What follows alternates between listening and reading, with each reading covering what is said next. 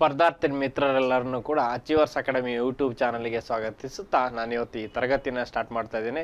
So last ಕ್ಲಾಸಲ್ಲೂ ಕೂಡ ನಾವು ಈ KEಯಿಂದ ಆಗಿರ್ತಕ್ಕಂತಹ GTTC ಎಕ್ಸಾಮಲ್ಲಿ ಕೇಳಿರ್ತಕ್ಕಂತಹ ಮೆಂಟಲ್ ಎಬಿಲಿಟಿ ಕ್ವಶನ್ಸನ್ನು ಡಿಸ್ಕಸ್ ಮಾಡಿದ್ದೆ ವಿದ್ಯಾರ್ಥಿಗಳೇ. ಸೊ ಇವತ್ತು ಕೂಡ ಈ ಕ್ಲಾಸಲ್ಲಿ ಸೇಮ್ ಅದೇ GTTCಯಲ್ಲಿ ನಿಮಗೆ 14-12 ಏನು ನಡೀತು ಅಲ್ಲೂ ಸಹ ಕೆಲವೊಂದು ಮೆಂಟಲ್ ಎಬಿಲಿಟಿ ಕ್ವಶನ್ಸ್ಗಳನ್ನು ಕೇಳಿದರು, ಅದನ್ನು ಇವತ್ತು ಡಿಸ್ಕಸ್ ಮಾಡ್ತಾ ಹೋಗ್ತೀರಿ. So straight away move on to ಕ್ವಶನ್ಸಿಗೆ ಬರ್ತಾ ಹೋಗೋಣ ಡೈರೆಕ್ಟಾಗಿ. ಸೊ ಫಸ್ಟ್ ಕ್ವಶನ್ ನಿಮಗೆ ನಾವೇನು ಈ ವಜ್ರಾಕೃತಿ ಮತ್ತು ಚೌಕ ಅಂತ ಹೇಳ್ತೀವಿ ಇದರ ಬೇಸ್ ಮೇಲೆ ಕೇಳಿದ್ದಾರೆ. ಯಾಕಂದರೆ if A square and rhombus stand on the same foot, ಎರಡೂ ಕೂಡ ಒಂದೇ ಲೈನ್ ಮೇಲೆ ಇದ್ದಾಗ, ಸೇಮ್ ಫೂಟ್ ಅಂತ ಹೇಳಿದ್ದಾನೆ. ಸೊ ಎರಡೂ ಕೂಡ ಒಂದೇ ಲೈನಲ್ಲಿದ್ದಾಗ the ratio of the areas of square and the rhombus ಎಷ್ಟಾಗುತ್ತೆ ಅಂತ. ಈಗ ಸ್ಕ್ವೇರು ಜಾಸ್ತಿ ಬರಬೇಕು, ರೋಂಬಸ್ ಕಡಿಮೆ ಬರಬೇಕು ಯೂಶ್ವಲ್ ಆಗಿ. ಹಾಗಾಗಿಂತ ನಿಮ್ಮ KE ಅವ್ರು ಏನು ಆನ್ಸರ್ ಕೊಡ್ತಾರೋ that is the final key answer ಆಗುತ್ತೆ. ಯಾಕಂದರೆ ನೋಡಿ, ಸ್ಕ್ವೇರ್ ಅಂದಾಗ ಈ ರೀತಿ ಬರುತ್ತೆ, ಒಂದು ಸ್ಕ್ವೇರ್ ಆಯಿತು. ನೆಕ್ಸ್ಟ್ ಇನ್ನೊಂದು ಹೇಳಿದ್ದಾನೆ, ಸೊ ಈ ರೀತಿ ಬರುತ್ತೆ ನೋಡಿ, ಅದು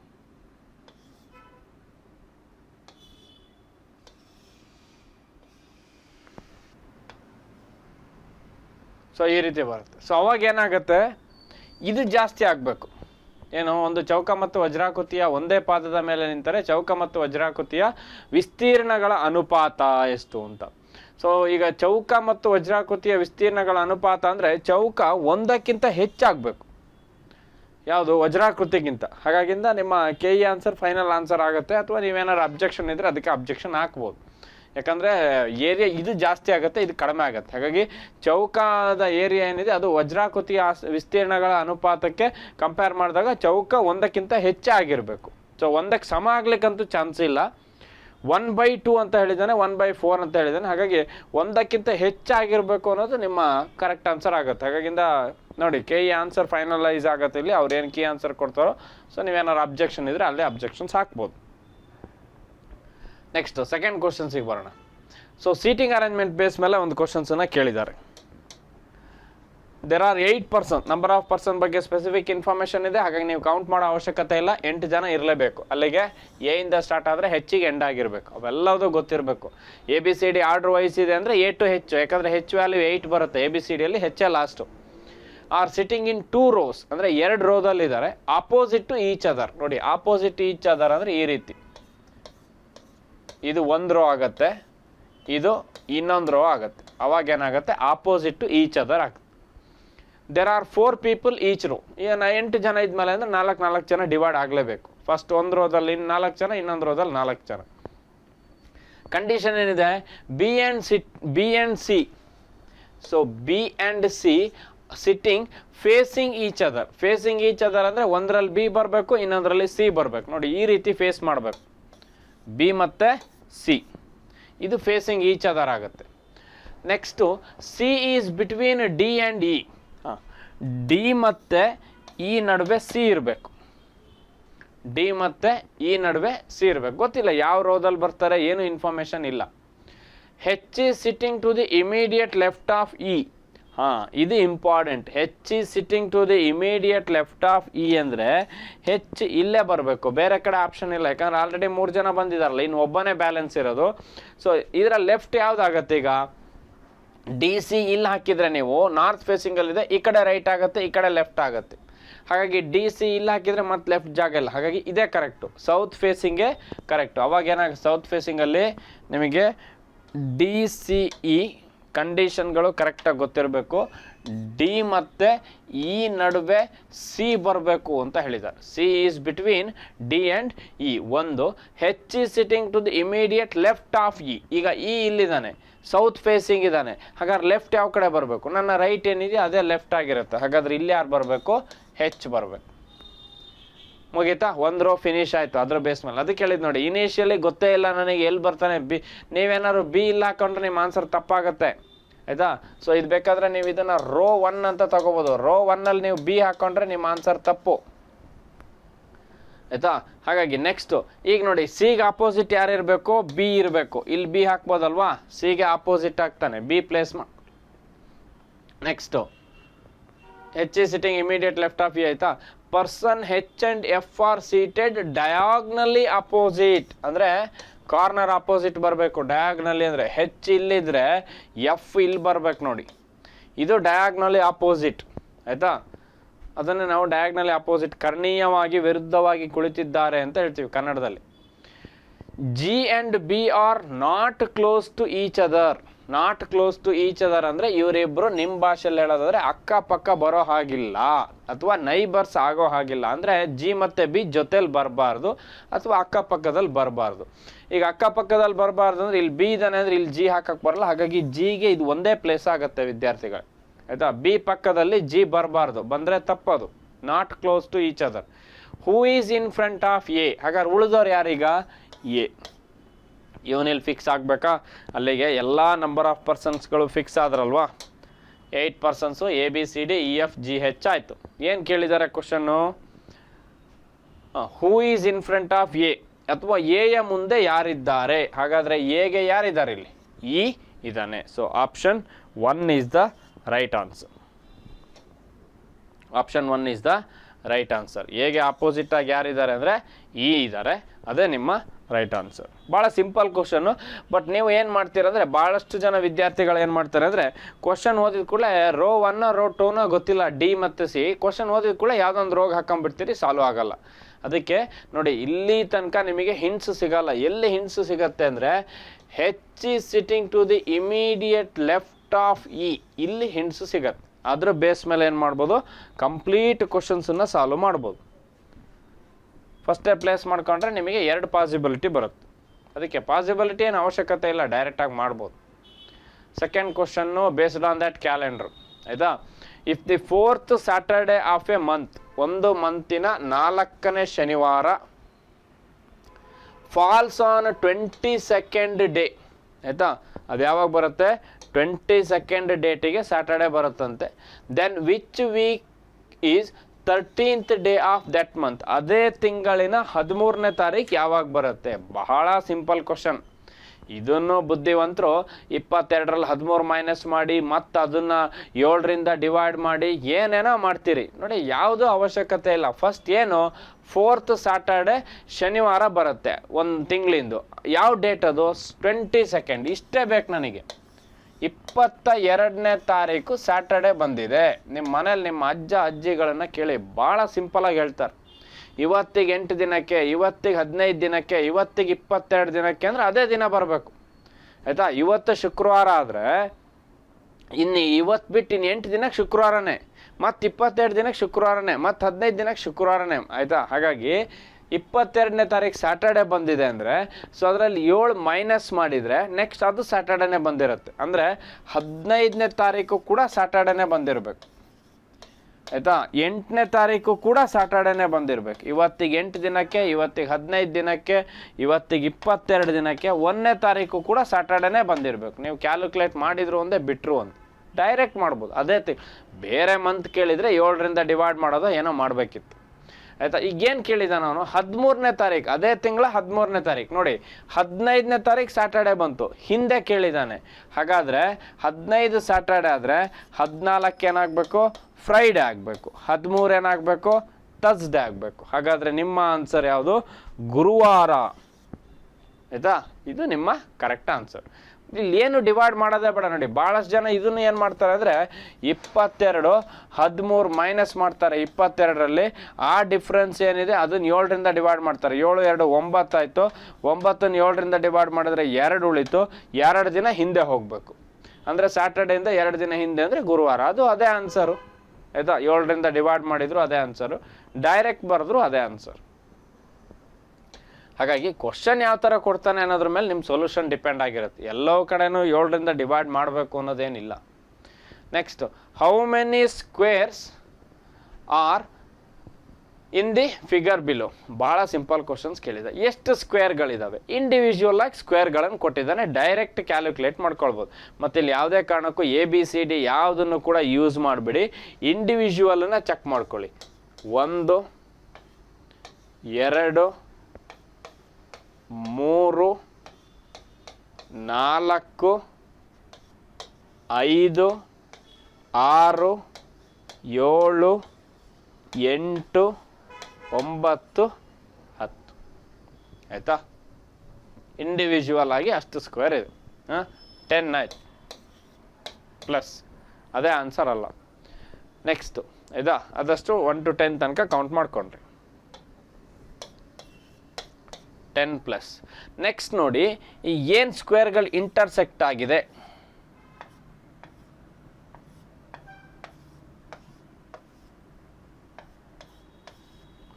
ಇದು ಒಂದಾಗತ್ತೆ ಸ್ಕ್ವೇರು, 1 ಸ್ಕ್ವೇರ್ ಆಗತ್ತೆ, ಅಲ್ಲಿಗೆ 10 ಪ್ಲಸ್ 1, 10 ಪ್ಲಸ್ 1 ಆಯಿತು. ನೆಕ್ಸ್ಟ್ ಇದೊಂದು ಸ್ಕ್ವೇರ್ ಆಗತ್ತೆ ನೋಡಿ,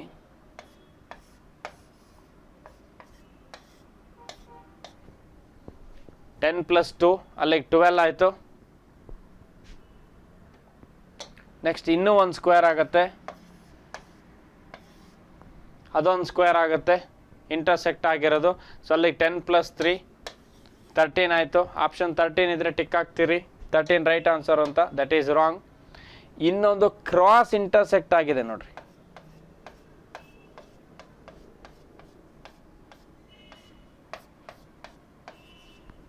ಕ್ರಾಸ್ ಇಂಟರ್ಸೆಕ್ಟ್, ಅದು ಕೂಡ ಚೌಕನೇ ಆಗುತ್ತೆ. ಹಾಗಾಗಿ total 10 plus 4, so 14 is the right answer. 14 ಚೌಕಗಳು ಇರಬೇಕು, ಹಾಗಾಗಿ 14 ಈಸ್ ದ ರೈಟ್ ಆನ್ಸರ್ ಆಗುತ್ತೆ. ನೆಕ್ಸ್ಟ್, ಬೇಸ್ಡ್ ಆನ್ ದಟ್ ರಕ್ತ ಸಂಬಂಧ ಅಥವಾ ಬ್ಲಡ್ ರಿಲೇಷನ್ ಬೇಸ್ ಮೇಲೆ ಒಂದು ಕ್ವಶನ್ಸ್ ಕೇಳಿದ್ದಾರೆ, ನೋಡೋಣ. A is sister of B, A ಯು ಬಿನ ಸಹೋದರಿ. A is sister of B. ನಾನು ಮೇಲ್ ಜನ್ರೇಷನ್ನ ಪ್ಲಸ್ ಅಂತ ತಗೊಳ್ತೀನಿ, ಫಿಮೇಲನ್ನು ಮೈನಸ್ ಅಂತ ತಗೊಳ್ತೀನಿ. ಅದು ಯಾವುದೇ ಇರ್ಬೋದು. A is sister of B ಅಂತ ಹೇಳಿದ್ದಾರೆ, ಹಾಗಾಗಿ ಎ ಬಿ. ಸೊ ಎನ ಮೈನಸ್ ಅಂತ ತಗೊಳ್ತೀವಿ, ಯಾಕಂದರೆ ಸಿಸ್ಟರ್ ಆಗಿರೋದು ಅಥವಾ ಫಿಮೇಲ್ ಜೆಂಡರ್ ಆಗಿರೋದು. C is mother of B, so ಈ C is mother of B, ಅವರು ಕೂಡ minus. C is mother of B. D is father of C, D is father of C. E is mother of D, E is mother of D. So how A is related to D?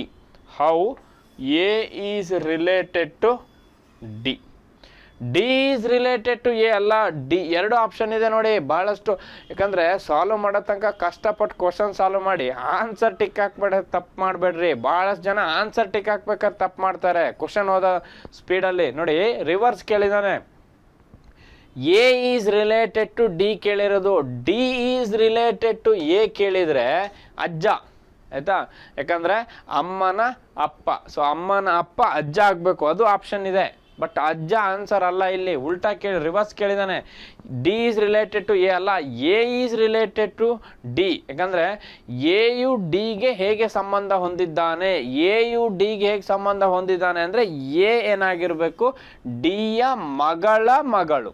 ಅಲ್ಲಿಗೆ ಮಗಳ ಮಗಳು ಅಂದರೆ ಮೊಮ್ಮಗಳು. ಇದು correct answer, option 4. ಮಗಳಲ್ಲ, ಅಜ್ಜನೂ ಅಲ್ಲ. ಭಾಳಷ್ಟು ಜನ ಅಜ್ಜ ಅಂತ ಟಿಕ್ ಹಾಕಿರ್ತೀರಿ, ಯಾಕಂದರೆ ಕ್ವಶನ್ ಸಾಲ್ವ್ ಮಾಡೋ ಅರ್ಜೆಂಟಲ್ಲಿ ಎಕ್ಸಾಮ್ ಹಾಲಲ್ಲಿ ಅಷ್ಟು ಪ್ರೆಷರ್ ಇರುತ್ತೆ, ಅಜ್ಜ ಅಂತ ಟಿಕ್ ಹಾಕ್ಬಿಡ್ತೀರಿ, ಕ್ವಶನ್ ಕರೆಕ್ಟಾಗಿ ಓದಲ್ಲ. Next, a student has to answer 10 out of 13 questions in one test. ಒಂದು ಟೆಸ್ಟ್ ಇದೆ, ಅದರಲ್ಲಿ 13 ಕ್ವಶನ್ಸ್ ಇದೆ, ಅದರಲ್ಲಿ 10 ಕ್ವಶನಿಗೆ ಆನ್ಸರ್ ಮಾಡಬೇಕು. Out of which he has to select at least 4 of the first 5 question. ಮೊದಲ 5 ಕ್ವಶನಲ್ಲಿ 4ನ್ನ ಸೆಲೆಕ್ಟ್ ಮಾಡಲೇಬೇಕು ಅವನು, ಕಂಪಲ್ಸರಿ. ಸೊ ಎಷ್ಟಿದೆ question? 13 total 13. Out of that student has to answer. ಎಷ್ಟಕ್ಕೆ ಆನ್ಸರ್ ಮಾಡಬೇಕು? 10ಗೆ ಆನ್ಸರ್ ಮಾಡಬೇಕು. ಆ 10 ಯಾವ ಥರ ಇರಬೇಕು? ಫಸ್ಟ್ 5ರಲ್ಲಿ 4ನ್ನ ಮಾಡಲೇಬೇಕು. 5 ಕ್ವಶನಲ್ಲಿ ಮಿನಿಮಮ್ 4 ಮಾಡಲೇಬೇಕು. ನೋಡಿ, ಕ್ವಶನ್ ಕರೆಕ್ಟಾಗಿ ಓದ್ಕೊಳ್ಳಿ.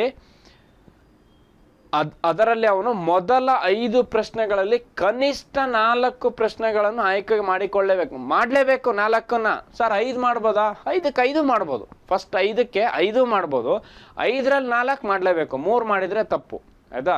ಹಾಗಾಗಿ 2 ಕಂಡೀಷನ್ ಬರುತ್ತೆ ನೋಡಿ. ಒಂದು 5ರಲ್ಲಿ 4 ಮಾಡ್ಬೋದು, ಇನ್ನೊಂದು 5ರಲ್ಲಿ 5 ಮಾಡ್ಬೋದು, 5ಕ್ಕೆ 5 ಮಾಡ್ಬೋದು, ಆಯಿತಾ? ಸೊ ಈಗ ನನಗೇನಾಗಬೇಕು? ಟೋಟಲ್ಲು 10 ಕ್ವಶನ್ ಆಗಬೇಕು. ಆಯಿತಾ? 10 ಕ್ವಶನ್ ಆಗಬೇಕು. ಈಗ ಫಸ್ಟ್ ಕೇಸಿಗೆ ಬರ್ತೀನಿ ನಾನು. 2 ಕೇಸ್ಗಳಾಗತ್ತೆ. 2 ಕೇಸ್ಗಳಾಗತ್ತೆ. ಫಸ್ಟ್ ಕೇಸಲ್ಲಿ 5ರಲ್ಲಿ 4 ಮಿನಿಮಮ್. ಹಾಗಾದರೆ ಇನ್ನು ಉಳಿದಿದ್ದೆಷ್ಟು? 13 ಕ್ವಶನಲ್ಲಿ 5 ಕ್ವಶನ್ ಸೆಲೆಕ್ಟ್ ಮಾಡಿದ್ದಾನೆ. ಉಳಿಯೋದೆಷ್ಟು? 8 ಕ್ವಶನ್ ಉಳಿಯುತ್ತೆ. ಈ 8ರಲ್ಲಿ ಎಷ್ಟು ಚೂಸ್ ಮಾಡಬೇಕು? 10 ಆಗಬೇಕು ಅಂದರೆ 6 ಸೆಲೆಕ್ಟ್ ಮಾಡಲೇಬೇಕು. 8ರಲ್ಲಿ 6 ಸೆಲೆಕ್ಟ್ ಮಾಡಿದರೆ 6 4 10 ಆಯಿತು. ನೆಕ್ಸ್ಟು ಇಲ್ಲೂ ಅಷ್ಟೇ, 5ರಲ್ಲಿ 5 ಸೆಲೆಕ್ಟ್ ಮಾಡಿದರೆ ಇನ್ನು ಉಳಿದಿರೋ 8ರಲ್ಲಿ ಏನು ಮಾಡಬೇಕು? ಅವನು 5 ಸೆಲೆಕ್ಟ್ ಮಾಡಲೇಬೇಕು. ಆಯಿತಾ? ಕಾಂಬಿನೇಷನ್ ಅಂತ ನಾವೇನು ಹೇಳ್ತೀವಿ? 5 5 10, 6 4 10. ಸೊ ಈಗ ಇಲ್ಲಿ ಸಾಲ್ವ್ ಮಾಡ್ತಾ ಬರ್ತೀವಿ. ಏನು ಕಂಪ್ಲೀಟ್ ಬರೆಯೋ ಅವಶ್ಯಕತೆ ಇಲ್ಲ, ಸಿಂಪ್ಲಿಫೈ ಮಾಡ್ಕೊಳ್ಬೋದು. ಈಗ 5C4 ಅಂದರೆ 5ನ್ನ 4 ಎಲಿಮೆಂಟ್ ತನಕ ಸ್ಪ್ಲಿಟ್ ಮಾಡಿ ಬರೀಬೇಕಷ್ಟೇ. ಉಳಿದಿರೋದು ಅಲ್ಲಿದ್ದಲ್ಲಿ ಕ್ಯಾನ್ಸಲ್ ಆಗುತ್ತೆ. ನೋಡಿ 5C4 ಯಾವ ರೀತಿ ಬರಿತೀವಿ ಅಂದರೆ ನಾವು ಎಷ್ಟಾಯಿತು? 5 ಇಂಟು 8C6 ಇದೆ. ಅಲ್ಲಿಗೆ 8ನ್ನ 6 ಎಲಿಮೆಂಟ್ ಬರೋ ತನಕ ಮಾಡಲೇಬೇಕು. 8 into 7 into 6 into 5 into 4 into 3 ಎಷ್ಟು ಎಲಿಮೆಂಟ್ ಆಯಿತು? 3 + 3 6 ಆಯಿತು. ನೆಕ್ಸ್ಟ್ 8 - 6 ಅಂದರೆ 4. 8ರಲ್ಲಿ 6 ಹೋದರೆ 2, 2ಕ್ಕೆ 2 ಕ್ಯಾನ್ಸಲ್ ಆಗುತ್ತೆ. Factorial 6 into 5 into 4 into 3 into 2 into 1. ಯಾಕಂದರೆ 8ರಲ್ಲಿ 6 ಹೋದರೆ 2, 2ಕ್ಕೆ 2 ಫ್ಯಾಕ್ಟೋರಿಯಲ್ ಕ್ಯಾನ್ಸಲ್ ಆಗುತ್ತೆ. ಅಲ್ಲಿಗೆ 3ಗೆ ಲಾಸ್ಟ್ ಮಾಡಿದ್ದೀನಿ. ಆಯಿತಾ? 6 into 5 into 4 into 3 into 2. So ಅಲ್ಲಿಗೆ 6 5 4 3, 6 5 4 3, 2 1 2 4 8. 7 4 28. ಇದು ಆನ್ಸರು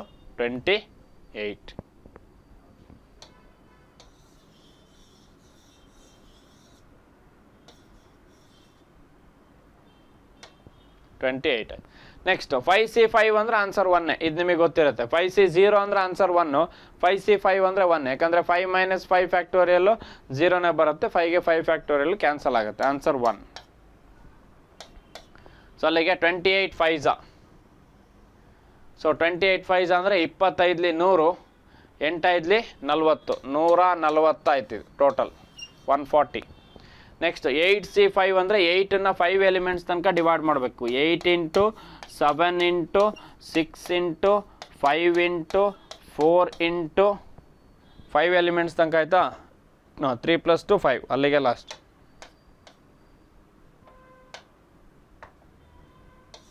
ನೆಕ್ಸ್ಟು 8ರಲ್ಲಿ 5 ಹೋದರೆ 5 ಆಯಿತಾ? 8 - 5 ಅಂದರೆ 5. ಆ ಕಡೆ 5 ಫ್ಯಾಕ್ಟೋರಿಯಲ್, ಯಾಕಂದರೆ ಅಲ್ಲಿ 5 ಫ್ಯಾಕ್ಟೋರಿಯಲ್ ಅಂದರೆ ಅಲ್ಲಿ ಕ್ಯಾನ್ಸಲ್ ಆಗುತ್ತದು. ಆಯಿತಾ? 8 - 5 ಅಂದರೆ 3. ಇಲ್ಲಿ 3 ಫ್ಯಾಕ್ಟೋರಿಯಲ್ಗೆ 3 ಫ್ಯಾಕ್ಟೋರಿಯಲ್ ಕ್ಯಾನ್ಸಲ್ ಆಗುತ್ತೆ. 4 ಆ ಕಡೆ ನಾನು ಬರ್ದಿಲ್ಲ. ನೆಕ್ಸ್ಟ್ 5 ಫ್ಯಾಕ್ಟೋರಿಯಲ್ ಇರುತ್ತೆ ಅಂದರೆ ಅದು same. 5 into 4 into 3 into 2 into 1. ಅದರಲ್ಲಿ 5 4 ಕ್ಯಾನ್ಸಲ್. 3 1 3 2 6, 2 1 2 4 8. ಅಲ್ಲಿಗೆ 7 2 14, 14 4 56. ಅಥವಾ 7 4 28, 28 2 56. 56 ಇಂಟು 1 ಅಂದರೆ 56. ಸೊ ಫೈನಲ್ ಆನ್ಸರ್ ಏನಾಗಬೇಕಾಗಾದ್ರೆ ಈಗ 140, 4ಕ್ಕೆ 5 ಆ್ಯಡ್ ಮಾಡಿದರೆ 9. ಸೊ ಅಲ್ಲಿಗೆ 6 ಬರಬೇಕು. Last digit answer 196. 140 + 56 ಟೋಟಲು 196. ಇದೆರಡನ್ನು ಆ್ಯಡ್ ಮಾಡ್ಕೊಳ್ಳಿ. 140 + 56 196. ಫ್ಯಾಕ್ಟೋರಿಯಲ್ ಬರೆಯೋದು ಕರೆಕ್ಟಾಗಿ ಗೊತ್ತಿರಬೇಕು.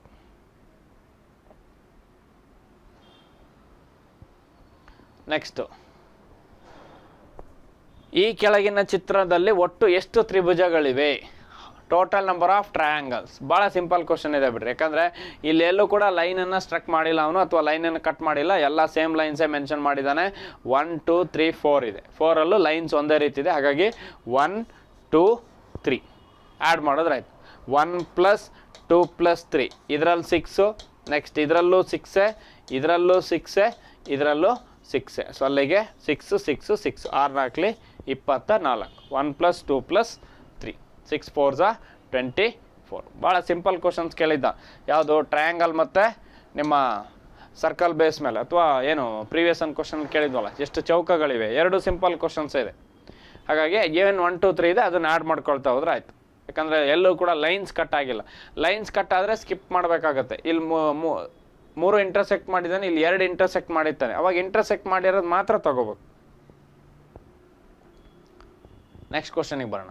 A 2 digit number and the reciprocal of the digits of that number. ಅಂದರೆ ಒಂದು 2 ಡಿಜಿಟ್ ನಂಬರ್ ತೊಗೊಳ್ಬೇಕು ನೀವೀಗ, ಅದರ ರಿಸಿಪ್ರೊಕಲ್ ಆಫ್ ಅಂದರೆ ಎರಡನ್ನು ಇಂಟರ್ಚೇಂಜ್ ಮಾಡಬೇಕು, ಬಿಡಿ ಸ್ಥಾನ ಮತ್ತು ಹತ್ತಿರ ಸ್ಥಾನ.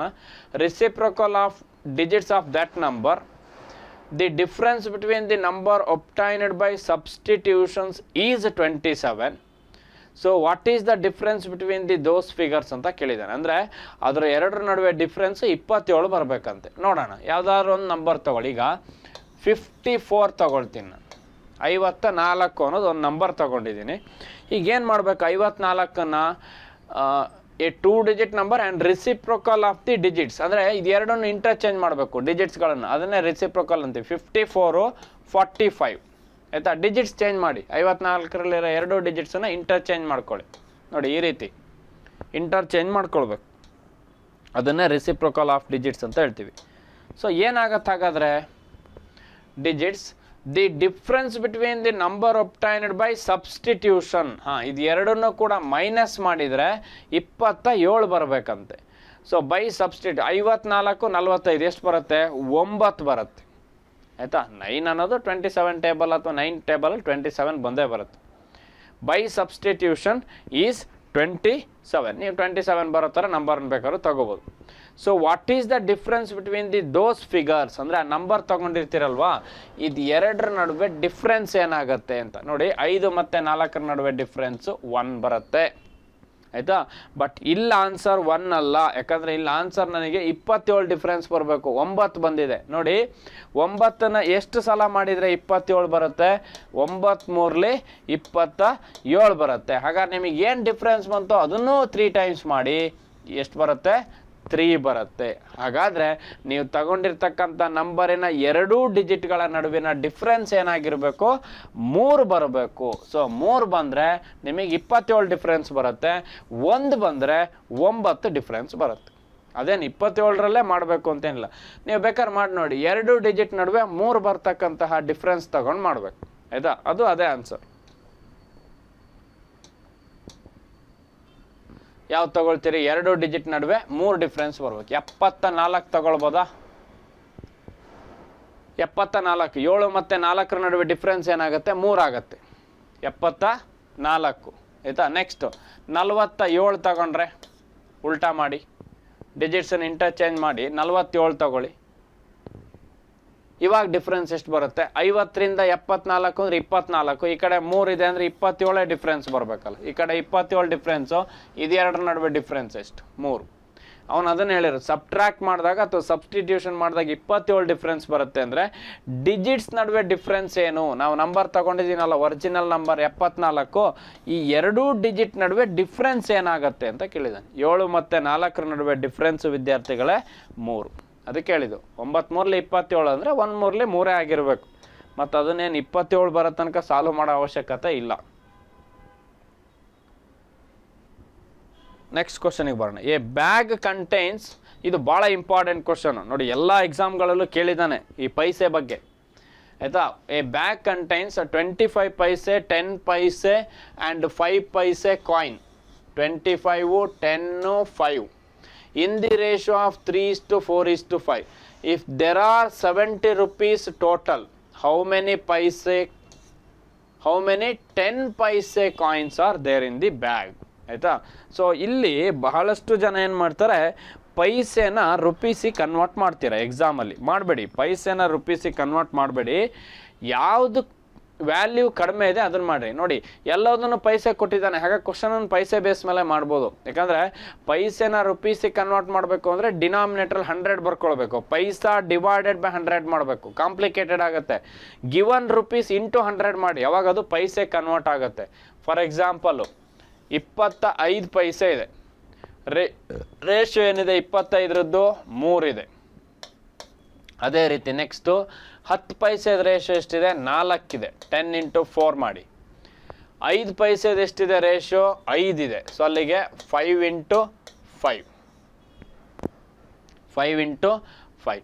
ಇದಾದ್ಮೇಲೆ ಟೋಟಲ್ ಎಷ್ಟು ರುಪೀಸ್ ಇದೆ? 70 ರೂಪಾಯಿ ಇದೆ. ಹಾಗಾದ್ರೆ ಇದು ರುಪೀಸಲ್ಲಿರೋದನ್ನ ಪೈಸೆ ಕನ್ವರ್ಟ್ ಮಾಡ್ಕೊಳ್ಳಿ, ಅಂದರೆ ಇಂಟು 100 ಮಾಡಿ.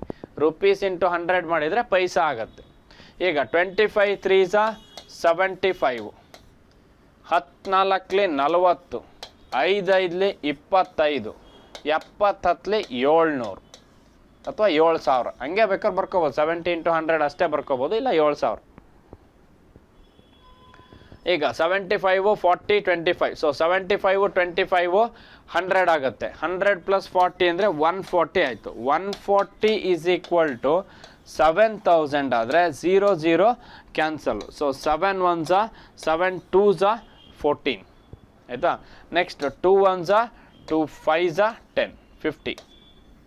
ಸೊ ಅಲ್ಲಿಗೆ ಎಕ್ಸ್ ವ್ಯಾಲ್ಯೂ ನೀವೇನಾದ್ರು ಕ್ಯಾಲ್ಕುಲೇಟ್ ಮಾಡ್ಕೊಳ್ತೀರ ಅಂದರೆ 50 ಬರುತ್ತೆ. ನಾನಿಲ್ಲಿ ಎಲ್ಲೂ ಎಕ್ಸ್ ಅಂತ ಬರ್ದಿಲ್ಲ. 75x 40x 25x X value 50 ಬಂತು. ಹಾಗಾದ್ರೆ ಏನು ಕೇಳಿದಾನೀಗ? How many 10 paise coins are there? 10 ಪೈಸೆದು ರೇಷೋ ಎಷ್ಟಿತ್ತು ನಿಮಗೆ? 4 ಇತ್ತು.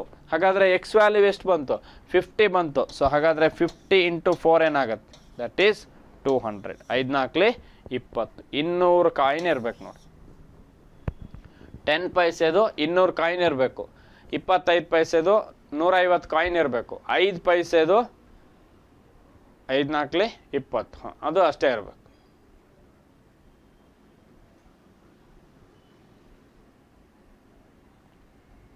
ಐದು ಪೈಸೆದು ರೇಷಿಯೋ 5 ಇದೆಯಲ್ಲ, 5 5 25, 250 ಕಾಯಿನ್ ಇರಬೇಕು. ಯಾವ್ದು ಕೇಳಿದ್ರು ಮಾಡ್ಬೋದು ನೋಡಿ. ಬಟ್ ಭಾಳಷ್ಟು ಎಕ್ಸಾಮ್ಗಳಲ್ಲಿ ಕ್ವಶನ್ಸನ್ನು ಕೇಳಿದ್ದಾನೆ, ಪೈಸೆ ಬೇಸ್ಡು ಕ್ವಶನ್ಸನ್ನು ಕೇಳಿದ್ದಾನೆ, ಹಾಗಾಗಿ ಗೊತ್ತಿರಬೇಕು. ನೆಕ್ಸ್ಟ್ ಕ್ವಶನ್ಸಿಗೆ ಬರೋಣ. Rohit planned his journey to ಮುಂಬೈಗೆ ಹೋಗ್ತಿದ್ದಾನ ಅವನು. 4/9 ಆಫ್ ಹಿಸ್ ಟೋಟಲ್ ಜರ್ನಿ ಅಥವಾ distance travelled by air. He travels remaining 2/5 by the way of train. He travels remaining 400 km by the car. How far did Rohit travel to reach Mumbai? ಹಾಗಾದ್ರೆ ಮುಂಬೈಗೆ ಹೋಗ್ಬೇಕಾದ್ರೆ ಎಷ್ಟು travel ಮಾಡಬೇಕು ಅವನು ನೋಡಿ. First ಏನು ಮಾಡ್ತಿದ್ದಾನೆ ಅವನು? 4/9 ಅಷ್ಟು ಡಿಸ್ಟೆನ್ಸನ್ನು ಏರಲ್ಲಿ ಹೋಗ್ತಾನೆ. ಏರು, ನೆಕ್ಸ್ಟು ಟ್ರೈನು, ಅದಾದಮೇಲೆ car. That is equal to total distance ಆಯಿತಾ. ಏರಲ್ಲಿ ಎಷ್ಟು? 4/9 ಪ್ಲಸ್ ಟ್ರೈನಲ್ಲಿ ಎಷ್ಟು? 2/5.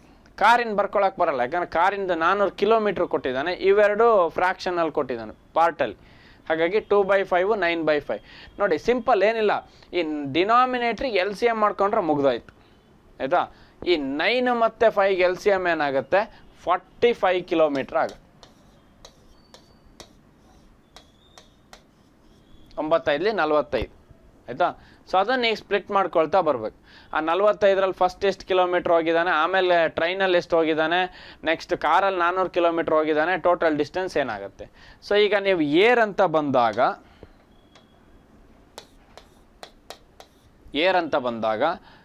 4/9 ಆಫ್ 45, 45ರಲ್ಲಿ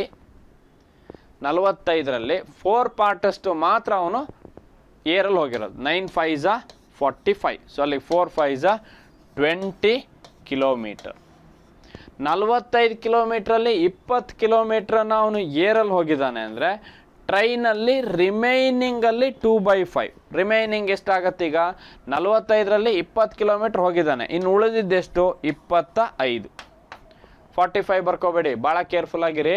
ಟೋಟಲ್ 45 ಕಿಲೋಮೀಟ್ರು, ಅದರಲ್ಲಿ 20 ಕಿಲೋಮೀಟ್ರನ್ನ ಏರಲ್ಲಿ ಹೋಗಿದ್ದಾನೆ. 45ರಲ್ಲಿ 20 ಕಿಲೋಮೀಟ್ರ್ ಇದ್ರು, ಇನ್ನು ಉಳಿದಿದ್ದು 25. ಸೊ ಅಲ್ಲಿಗೆ ಅದರಲ್ಲಿ ಎಷ್ಟು ಹೋಗಿರಬೇಕು? ಟ್ರೈನಲ್ಲಿ 5 5 25, 5 10 ಕಿಲೋಮೀಟ್ರ್ ಟ್ರೈನಲ್ಲಿ ಹೋಗಿರ್ಬೇಕು. ಇನ್ನೂ ಉಳಿತು ಆಯಿತಾ, ಯಾಕಂದರೆ 20 10 30 ಕಿಲೋಮೀಟ್ರ್ ಮಾತ್ರ, ಇನ್ನು ಉಳಿದಿರೋ 15 ಕಿಲೋಮೀಟ್ರ್ ಬ್ಯಾಲೆನ್ಸ್ ಇದೆ. 15 ಕಿಲೋಮೀಟ್ರನ್ನ ಅವನು ಕಾರಲ್ಲಿ ಹೋಗಿರಲೇಬೇಕು. 15ಕ್ಕೆ ಎಷ್ಟು? 400 ಕಿಲೋಮೀಟ್ರ್ ಅನ್ನೋದು ಹೇಳಿದಾರಲ್ಲ ಆಯಿತಾ. ಸೊ ಈಗ ಏರು ಮತ್ತು ಟ್ರೈನ್ ಇದೆರಡು ಟೋಟಲ್ ಮಾಡ್ಕೊಂಡ್ರೆ 20 + 10, ಸೊ ಎಷ್ಟಾಯಿತು? 30 ಕಿಲೋಮೀಟ್ರ್ ಟೋಟಲ್ ಟ್ರಾವೆಲ್ ಮಾಡಿದಾನು, ಆಗೋಗಿದೆ. ಎಷ್ಟರಲ್ಲಿ? 45ಅಲ್ಲಿ ನೋಡಿ 45 ಕಿಲೋಮೀಟ್ರ್ ಇದೆ ಟೋಟಲ್. 45 ಕಿಲೋಮೀಟ್ರ್ ಇದೆ. ಇದರಲ್ಲಿ ಏರಲ್ಲಿ 20 ಕಿಲೋಮೀಟ್ರ್ ಹೋಗಿದ್ದಾನೆ, ಟ್ರೈನಲ್ಲಿ 10 ಕಿಲೋಮೀಟ್ರ್ ಹೋಗಿದ್ದಾನೆ, ಆಯಿತಾ. ಹಾಗಾದರೆ ಉಳಿದಿದ್ದೆಷ್ಟು? ಈಗ 20 + 10 ಅಂದರೆ 30. ಇನ್ನು ಉಳಿದಿರೋ ಬ್ಯಾಲೆನ್ಸ್ ಎಷ್ಟು? 15. ಇದನ್ನೇನಾಗಿರಬೇಕು? ಕಾರಲ್ಲಿ ಹೋಗಿರಲೇಬೇಕು, ಆಯಿತಾ. ರಿಮೈನಿಂಗ್ ಪಾರ್ಟ್ ಇದೆಯಲ್ಲ 15 ಕಾರಲ್ಲಿ ಹೋಗಿರಲೇಬೇಕು. ಕಾರಲ್ಲಿ ಎಷ್ಟು ಹೋಗಿದ್ದಾನೆ ಡಿಸ್ಟೆನ್ಸ್? ಹಾಗಾದ್ರೆ 15ಗೆ 400 ಕಿಲೋಮೀಟ್ರ್ ಡಿಸ್ಟೆನ್ಸ್ ಆದರೆ ಕಾರಲ್ಲಿ ಹೋಗಿರೋದು 400. ಟೋಟಲ್ ಎಷ್ಟಿತ್ತು ನಮಗೆ? 45 ಇತ್ತು LCM. ಸೊ 45ಗೆ ಎಷ್ಟು? 15 only, 15 ಮೂರ್ಲಿ 45, 4 3s 12. 1200 kilometre is the total distance. ಅಥವಾ ಅವನು ಮುಂಬೈ ರೀಚ್ ಆಗಬೇಕು ಅಂದರೆ 1200 ಕಿಲೋಮೀಟ್ರನ್ನ ಟ್ರಾವೆಲ್ ಮಾಡಬೇಕು. ಸೊ ಅದಕ್ಕೆ ಆ ಫ್ರಾಕ್ಷನ್ ಏನು ಕೊಟ್ಟಿರ್ತಾನೋ ಅದನ್ನೇ LCM ಮಾಡಿಕೊಂಡು ಸಾಲ್ವ್ ಮಾಡ್ಬೋದು, ಕ್ರಾಸ್ ಮಲ್ಟಿಪ್ಲೈ ಮಾಡಿದ್ರೆ ಆಯ್ತು, ಆಯಿತಾ. So 1200 is the right answer. So Mumbai reach ಆಗಬೇಕು ಅಂದರೆ 1200 ಕಿಲೋಮೀಟ್ರ್ ಅವನು ಟ್ರಾವೆಲ್ ಮಾಡಬೇಕು. ಸೊ ಇದಾಗಿತ್ತು ನಿಮ್ಮ ಏನು GTTC 14/12/2024 ನಡೆದಿರ್ತಕ್ಕಂತಹ ಏನು ಪೇಪರ್ ಇದೆ ಅದರಲ್ಲಿ ಕೇಳಿರ್ತಕ್ಕಂತಹ ಮೆಂಟಲ್ ಎಬಿಲಿಟಿ ಕ್ವಶನ್ಸನ್ನು ಡಿಸ್ಕಸ್ ಮಾಡಿದ್ದೀನಿ. ಸೊ ಬೇಸ್ಡ್ ಆನ್ ದಟ್ ನೀವು ಯಾವ ರೀತಿ ಸಾಲ್ವ್ ಮಾಡಿದ್ದೀರಾ ಅನ್ನೋದನ್ನು ಕೂಡ ಚೆಕ್ ಮಾಡ್ಕೊಳ್ಳಿ. ಸೊ ಜಸ್ಟ್ ನಿಮಗೆ ಅದರಲ್ಲಿ ಸೊ ನಾವು ಯಾವ ರೀತಿ ಸಾಲ್ವ್ ಮಾಡಿದ್ದೀವಿ ಅಥವಾ ನೀವು ಯಾವ ರೀತಿ ಎಕ್ಸಾಮಲ್ಲಿ ಸಾಲ್ವ್ ಮಾಡಿದ್ದೀರಾ, ಯಾವುದು ನಿಮಗೆ ಟೈಮ್ ಸೇವ್ ಆಗುತ್ತೆ, ಸೊ ಆ ಮೆಥಡನ್ನು ನೀವು ಕಂಟಿನ್ಯೂ ಮಾಡ್ಕೊಳ್ಳಿ ಅಂತ ಹೇಳ್ತಾ, ಅದೇ ರೀತಿ ನಿಮಗೇನಾದ್ರು ಬ್ಯಾಚಸ್ ಬಗ್ಗೆ ಎನ್ಕ್ವೈರೀಸ್ ಬೇಕು ಅಂದರೆ ಈ ನಂಬರ್ಸಿಗೆ ಕಾಂಟ್ಯಾಕ್ಟ್ ಮಾಡಿ.